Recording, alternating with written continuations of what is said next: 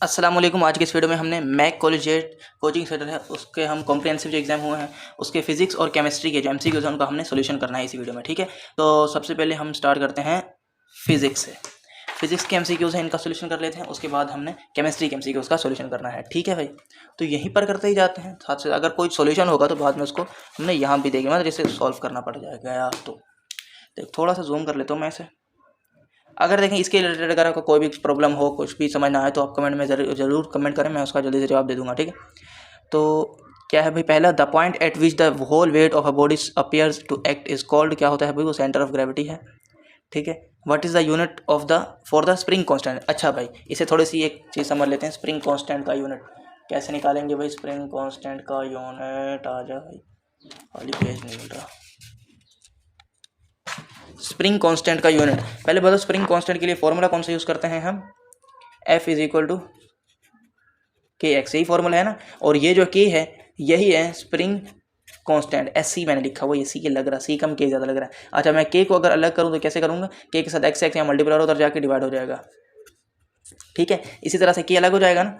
तो ये तो आपने फॉर्मूला भी यूज़ किया होगा 9 क्लास में, फिजिक्स में तो है ही है। अच्छा, तो बताइए फोर्स का यूनिट क्या है, न्यूटन है। और एक्स का यूनिट क्या है, एक्स है चीज़ क्या है, ये एक्स डिस्प्लेसमेंट है ना, जो कि स्प्रिंग के साथ अगर वेट हैंग किया जाए तो स्प्रिंग कितना खींचता है, तो वही डिस्प्लेसमेंट है ये। तो डिस्प्लेसमेंट का यूनिट क्या होता है, मीटर होता है, तो न्यूटन अपॉन मीटर। तो कांस्टेंट का यूनिट, स्प्रिंग कांस्टेंट का यूनिट क्या हो गया, न्यूटन अपॉन मीटर, मतलब न्यूटन पर मीटर। तो न्यूटन पर मीटर है ही नहीं, क्यों नहीं है, न्यूटन मीटर क्यों है भाई, एफ इज इक्वल टू के एक्स होता है। What is unit for the spring constant, हाँ भी न्यूटन पर मीटर होना। अच्छा, ये देखो ये भी न्यूटन मीटर की पावर -2 है, ये भी -2 है, तो इनमें से कोई एक -1 होगा। गलती से 2 दफ़ा -2 आ गया है, ये भी -2 ये भी -2, एन एम की पावर -1 होना चाहिए, यही आंसर है। तो न्यूटन अपॉन मीटर क्यों नहीं है, तो हम इसको -1 कैसे बना सकते हैं, ये चीज़ नीचे है, इसे मैं यूँ भी लिख सकता हूँ, न्यूटन मीटर। अच्छा, ये इक्वल टू का निशान है। अच्छा, ये अपॉन के नीचे है ना एम, अगर एम अपॉन के नीचे हो जाए तो हमने इसको अगर एम के ऊपर लेके जाने तो क्या करेंगे, माइनस, पावर चेंज हो जाती है, पावर प्लस होगी तो माइनस हो जाएगी, माइनस होगी तो प्लस होगी। अच्छा, यहाँ पर प्लस से 1 है ना, +1 है, मैं इसके ऊपर लेके आना चाह रहा हूँ तो पावर -1 हो जाएगी बस। तो एन एम की पावर -1, यही इसका राइट आंसर है। अगला, मास ऑफ अर्थ, ज़मीन का वजन कितना है वो आपने याद रख लेना है, 6 × 10⁻24 kg है, ये वजन है ज़मीन का। अगला है, dash is not a renewable source of energy. अच्छा, रिन्यूएबल सोर्स ऑफ एनर्जी क्या होती है, रिन्यूएबल वो होती है जिससे हम बार बार यूज़ करके एनर्जी लेते रहें, मतलब कि बिजली।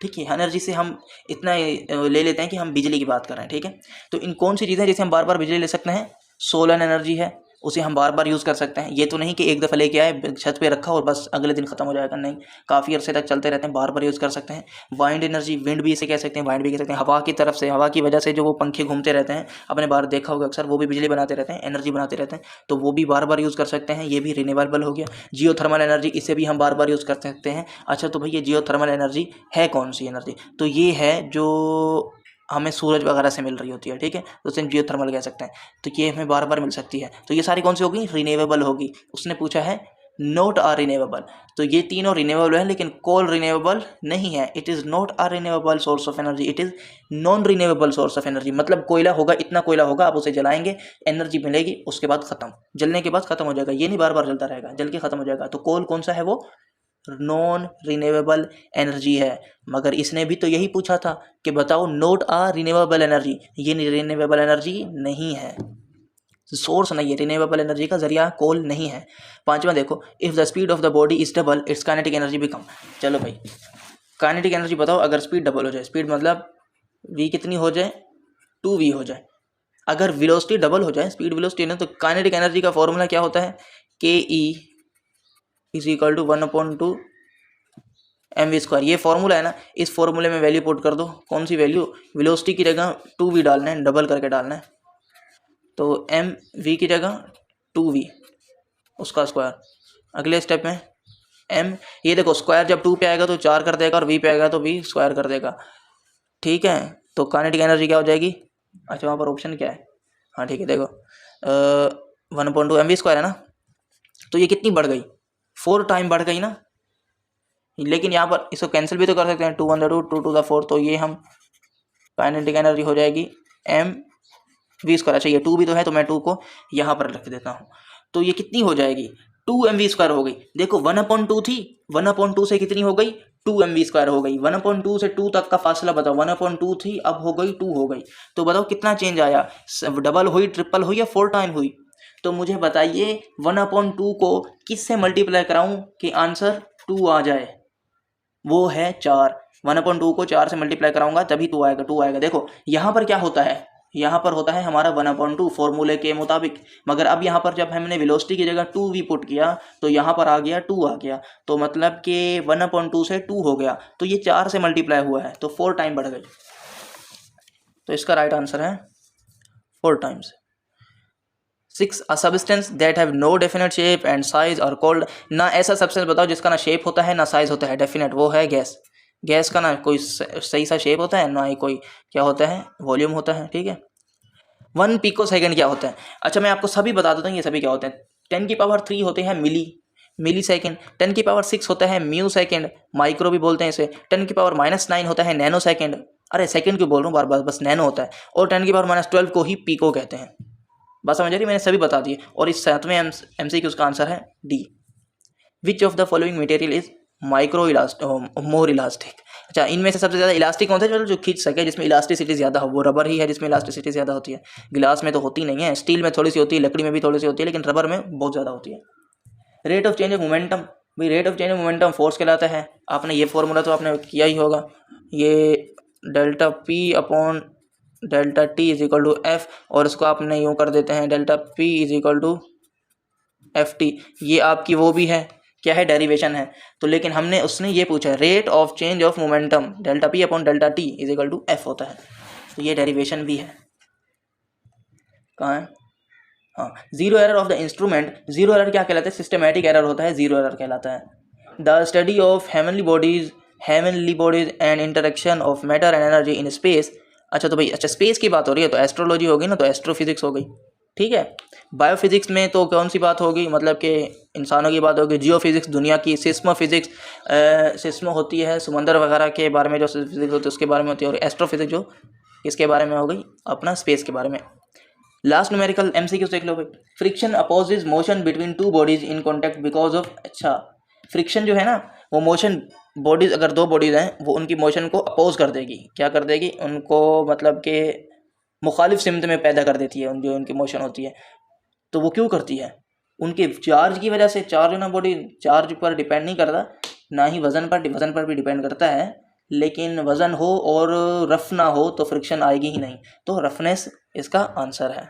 बात समझ आ रही है ना, तो ये तो केमिस्ट्री फिजिक्स न्यूमेरिकल MCQs हो गए। अब हम बढ़ते हैं इसके केमिस्ट्री के MCQs की जाए। अच्छा ये तो हो गया, लेकिन इसके अलावा मैंने इनकी इसी की भी हमारे चैनल पर अभी वीडियो अपलोड होगी, जो इनके सेक्शन बी और सेक्शन सी है ना उसका कंप्लीट सॉल्यूशन होगा, सवाल जवाब न्यूमेरिकल सेक्शन सी के लॉन्ग शॉर्ट सब का सॉल्यूशन हमारे चैनल पर अभी अपलोड हो जाएगा, ठीक है। आज होगा या फिर कल तक हो जाएगा, जब तक आप वीडियो देख रहे होंगे ना तो तब तक शायद हो ही चुका होगा। फिजिक्स केमिस्ट्री मैथ ये 9th क्लास के और प्रैक्टिकल सेंटर का भी मौजूद है, important MCQs, important numerical, important question और शॉर्ट और लॉन्ग उनके आंसर भी, ठीक है, सब कुछ हमारे चैनल पर ऑलरेडी अपलोडेड है, तो आप वहाँ पर जाके देख सकते हैं। इसके अलावा पेपर तो करे भी हैं इंपॉर्टेंट, जैसे ही हमें कुछ मिलेगा मटेरियल तो हम वो जल्दी से अपलोड कर देंगे, वो भी आप देख सकते हैं। तो उसके लिए क्या करना पड़ेगा आपको, हमारा चैनल सब्सक्राइब कर लें ताकि जल्दी से जैसे ही हम अपनी वीडियो बनाएं तो आप तक सबसे पहले पहुँच सके, और वीडियो अगर पसंद आ जाए तो वीडियो को लाइक करना मत भूलेगा और दोस्तों में शेयर जरूर कर दिया करें, ठीक है। ये देखें भाई केमिस्ट्री आ गई हमारी 9th क्लास की, मार्क, अच्छा वो तो क्वेश्चन है, ये है सल्फ्यूरिक एसिड और डिस्कवर सबसे सल्फ्यूरिक एसिड किसने डिस्कवर किया था, जाबिर इब्न हय्यान ने किया था, जो कि मुसलमान साइंटिस्ट था, बहुत पहले किया था इन्होंने इजाद। A formula that indicates the actual number and type of atom in a molecule, अच्छा actual number of type of atom कौन करता है हमारा भाई, मॉलिक्यूलर मास जो है यही हमें बताता है actual number of type of molecule. The mass of proton, ये चीज़ें आप याद कर लीजिएगा, mass of proton, mass of electron, अच्छा प्रोटॉन का मास और इलेक्ट्रॉन का मास कितना होता है, और मास charge on proton and charge on electron neutron वगैरह सब कुछ कर लीजिएगा, ठीक है, याद करके ही जाना है। It is only liquid metal, liquid metal हमारा मरकरी जो है ये लिक्विड मेटल होता है। लिक्विड मेटल की एग्जांपल मैं आपको यहाँ से दे सकता हूँ, ये जो हमारे थर्मोमीटर जिससे हम बुखार वगैरह टेम्परेचर चेक करते हैं उसके अंदर जो लाल कलर की होती है और वो पारा जिसे भी हम कहते हैं वो ऊपर जा रहा होता है, वही मरकरी होता है, वो लिक्विड मेटल होता है। Which pair of element is chemically similar, इनमें से कौन सा केमिकली सिमिलर है, और केमिकली सिमिलर उस वक्त होगा जब ये सब एक ही पीरियड में होंगे। फ्लोरीन और क्लोरीन एक ही पीरियड में होते हैं, ठीक है, इसलिए केमिकली सिमिलर है। नाइट्रोजन और ऑक्सीजन एक ही पीरियड में नहीं होते, इनका ग्रुप सेम होता है, पीरियड अलग अलग होता है। कॉपर कैल्शियम का ग्रुप सेम, इनका भी ग्रुप सेम होता है। जिसका पीरियड सेम होगा ना वो केमिकली भी सिमिलर होंगे। अब भाई ये भी एमसीक्यूज हमारा बन गया, ठीक है, तो एमसीक्यूज बन गया ना, जिसका पीरियड सेम उसकी केमिकली सिमिलैरिटी उनमें ज़्यादा होंगी। जैसे कि फ्लोरीन और क्लोरीन, अगर ब्रोमीन भी होता वो तीनों सिमिलर हो जाते हैं। How many molecule are there in 18 gram of water. अच्छा, मॉलिक्यूल पता करना है 18 ग्राम पानी में। मॉलिक्यूल का फॉर्मूला क्या है, कैसे मॉलिक्यूल पता चलते हैं? तो मॉलिक्यूल का फॉर्मूला मैं लिख देता हूँ। मॉलिक्यूल बराबर है मोल इंटू Na। Na क्या है? Avogadro number. तो एवोगाड्रो नंबर तो हमें पता है क्या है, क्या है एवोगाड्रो नंबर? 6.02 इंटू 10 की पावर प्लस 23। तो मोल कैसे निकालेंगे? मोल का फॉर्मूला बता देता हूँ। मोल का फॉर्मूला होता है मास अपॉन मोलिकुलर मास। अब मुझे बताइए, हमें वाटर में मॉलिक्यूल पता करने हैं ना, तो वो मास भी वाटर का ही चाहिए। तो वाटर का मास कितना है? उसने दिया हुआ है 18 ग्राम है पानी का वजन। कहाँ है, कहाँ, ये रहा 18 ग्राम ऑफ वाटर। तो मास है 18 ग्राम। तो बताओ पानी का मॉलिक्यूलर मास कितना होता है? भाई पानी क्या होता है? H2O होता है। हाइड्रोजन का 1 होता है, मगर यहाँ पर 2 हैं तो 2 हो जाएंगे। ऑक्सीजन का 16 होता है, तो ये कुल मिला के हो जाएंगे 18। ये मॉलिक्यूलर मास हो गया। तो 18 को 18 से डिवाइड कर दिया, आंसर क्या आएगा? 1 आएगा आंसर। मोल 1 आ गया। तो एवोगाड्रो नंबर 1 से जब मल्टीप्लाई होके एवोगाड्रो नंबर ही रहेगा। समझ आई बात? ये मैंने क्या समझाया है? अगर इसमें थोड़ा सा भी कोई मसला है ना तो ज़रूर कमेंट करें, मैं आपको जल्दी से जवाब दे दूँगा, क्योंकि समझना ज़रूरी है। कहाँ है? एवोगाड्रो नंबर ही आंसर है। 6.02 इंटू 10 की पावर 23, ये है आंसर बी। सही है। अगला देखो, अगला क्या? Which of the following molecule contain triple covalent bond. Triple covalent bond oxygen में डबल होता है, हाइड्रोजन में सिंगल होता है, क्लोरीन में कौन सा होता है? हाँ, क्लोरीन में भी सिंगल होता है, नाइट्रोजन में ट्रिपल होता है। मैंने इन चारों का बता दिया कौन कौन सा बॉन्ड होता है, ठीक है। The bond between hydrogen and chlorine in NaCl। देखो भाई, NaCl में तो हाइड्रोजन होता नहीं है, तो ये क्या बोल रहे हैं? Hydrogen and chlorine. इनको हाइड्रोजन नहीं बोलना चाहिए था, इनको बोलना चाहिए था सोडियम एंड क्लोरीन। तो इन्होंने क्या लिखा हुआ है? हाइड्रोजन। तो ये मिसप्रिंट हो गया है। और अगर यहाँ पर हाइड्रोजन एंड क्लोरीन भी लिख दिया है तो यहाँ पर NaCl नहीं लिखना चाहिए, यहाँ पर लिखना चाहिए HCl। या फिर इनकी मिसप्रिंटिंग यहाँ पर हुई है, या फिर मिसप्रिंटिंग यहाँ पर हुई है। मिसप्रिंटिंग थोड़ी कहेंगे इसे, तो मिस राइटिंग कहेंगे। प्रिंट में प्रिंटर का थोड़ी कसूर है, राइटर का कसूर है, लिखने वाले की गलती है। तो चलिए बताएं, चलो हम दोनों कर लेते हैं, ठीक है। पहले हम करते हैं सोडियम एंड क्लोरीन, ठीक है। फिर हम करेंगे हाइड्रोजन एंड क्लोरीन। पहले सोडियम और क्लोरीन बता देता हूँ। लेट सपोज हाइड्रोजन की जगह क्या हो? सोडियम हो। तो सोडियम और क्लोरीन के जो दरमियान जो बॉन्ड होता है ना, वो होता है आयोनिक बॉन्ड। बात समझ आ रही है? आयोनिक बॉन्ड होता है, एक इलेक्ट्रॉन वो देगा, मतलब सोडियम देगा, और एक इलेक्ट्रॉन क्लोरीन देगा। दोनों मिलेंगे और मिलने के बाद जो इनका रिजल्टेंट निकलेगा वो क्या कहलाएगा?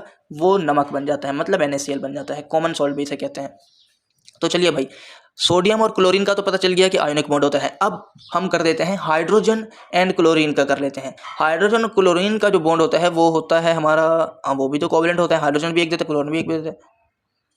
चलो ठीक है, सही है। अच्छा, यहाँ पर एक हाइड्रोजन और क्लोरीन का भी कोवेलेंट आयोनिक बॉन्ड ही होता है। यहाँ पर एक और मैं चीज़ बता देता हूँ कि यहाँ पर ये जो पोलर दिया हुआ है, ये पोलर बॉन्ड होता है। NaCl जो अगर सॉलिड फॉर्म में होगा ना तभी पोलर होगा। तो मुझे ये समझ नहीं आ रहा कि मैं यहाँ पर क्या बताऊँ। वो अगर बोलते तो टाइप ऑफ बॉन्ड में आते तब हम पोलर और या फिर नॉन पोलर कह सकते थे, लेकिन वो टाइप ऑफ बॉन्ड कह नहीं, लेकिन फिर भी हम इसका पोलर आंसर लगा देते हैं क्योंकि NaCl पोलर कंपाउंड है, ठीक है। नंबर 9 देख लेते हैं। By which process does the smell of cooked food spread out in the surrounding. भाई डिफ्यूजन की वजह से जो बनी हुई पकी हुई सब्जियां क्या है, कुक्ड फूड है ना, पका हुआ खाने से जो महक उठती है वो डिफ्यूजन का प्रोसेस होता है। डिस्टिलेशन क्या होती है? फिर डिस्टिलेशन होती है हवा की गैर मौजूदगी में किसी चीज़ को टेम्परेचर दिया जाए। मतलब कि आप कोई पतीले में कोई भी चीज़ डाल दें, उसको एयर टाइट कर दें, मतलब फुल, कोई भी उसके अंदर से थोड़ी सी भी हवा ना जाए और नीचे से चूल्हा जला दें, तो वो क्या कहलाएगा? वो डिस्टिलेशन कहलाएगा। डिकम्पोजिशन कहलाएगा किसी भी चीज़ को 2 हिस्सों में तोड़ दिया जाए, ठीक है। जैसे कि हमारा नमक है, नमक को आग पर, नमक को छोड़ो, किसी चीज़ को, पानी को हम आग पर उबालें तो क्या होगा? वो भाप बन के उठ जाएगा, तो मतलब डिकम्पोज हो गया। हाइड्रोजन और ऑक्सीजन होते हैं, दोनों अलग अलग हो जाएंगे। अच्छा, डिकम्पोजिशन भी होगा। कंडेंसेशन क्या होती है? कंडेंसेशन होती है किसी भी चीज़ को जब हम गैस से जब हम जमाते हैं ना, जैसे कि हाँ, भाप को हम इकट्ठा करें तो पानी बन जाएगा, तो इसे कंडेंसेशन कहते हैं। डिफ्यूजन क्या होती है? जो कि हवा में फैल जाना गैसों का, तो डिफ्यूजन होती है। तो स्मेल जब पके हुए खाने की फैलती है वो किस वजह से फैलती है? डिफ्यूजन की वजह से फैलती है। The boiling point of water कितना है? बॉइलिंग पॉइंट 100 है, फ्रीजिंग पॉइंट 0 है, ठीक है।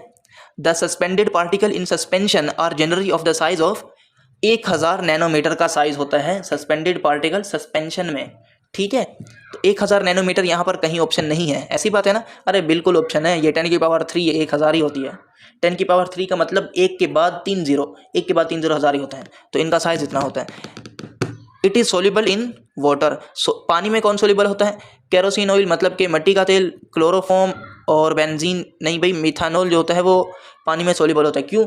मिथानॉल, पानी क्या है? पानी एक पोलर कंपाउंड है और मिथानॉल भी पोलर होता है, तो पोलर पोलर में सोल्यूबल हो सकता है, जबकि केरोसिन ऑयल, क्लोरोफॉर्म और बेंजीन नॉन पोलर हैं, ये पानी में डिसॉल्व नहीं हो सकते, मतलब सोल्व नहीं हो सकते।